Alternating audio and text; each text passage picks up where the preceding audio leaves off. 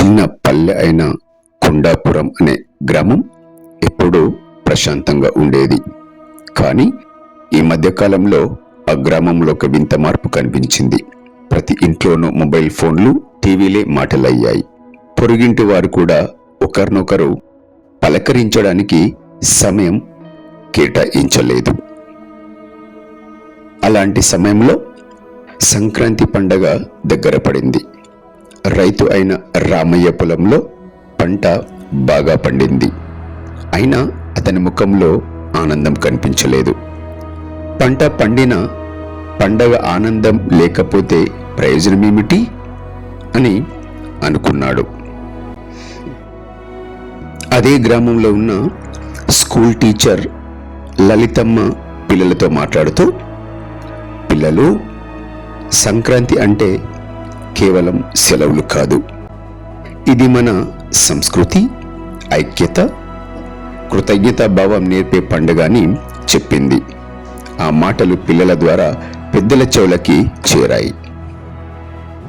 భోగి రోజున రామయ్య తన ఇంటి ముందు మంట వేశాడు. ఆశ్చర్యంగా పక్కింటి వారు కూడా వచ్చారు. చాలా రోజులైంది ఇలా కలిసి కూర్చొని మాట్లాడి అని ఎవరో అన్నారు. భోగి మంటల వేడితో పాటు మనసులలోని చలితనం కూడా కరిగిపోయింది. సంక్రాంతి రోజు మహిళలు ముంగిట్లో రంగురంగుల ముగ్గులు వేశారు. పిల్లలు గాలిపటాలు ఎగురవేశారు.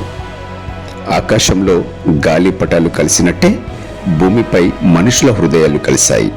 పెద్దలు పంచాంగం చూస్తూ చిన్నవారికి సంప్రదాయాల విలువలు కూడా చెప్పారు. కనుమ రోజు రైతులను గౌరవించారు.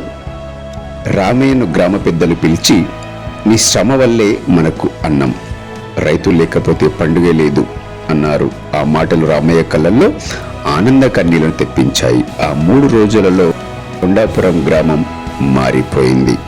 పండగల వల్ల కుటుంబ బంధాలు బలపడ్డాయి.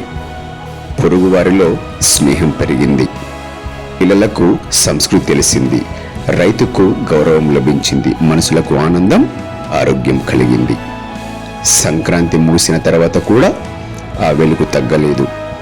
రామయ్య చిరునవ్వుతో అన్నాడు, సంక్రాంతి పంట మాత్రమే కాదు, మనసుల్ని కూడా పండిస్తుంది అని.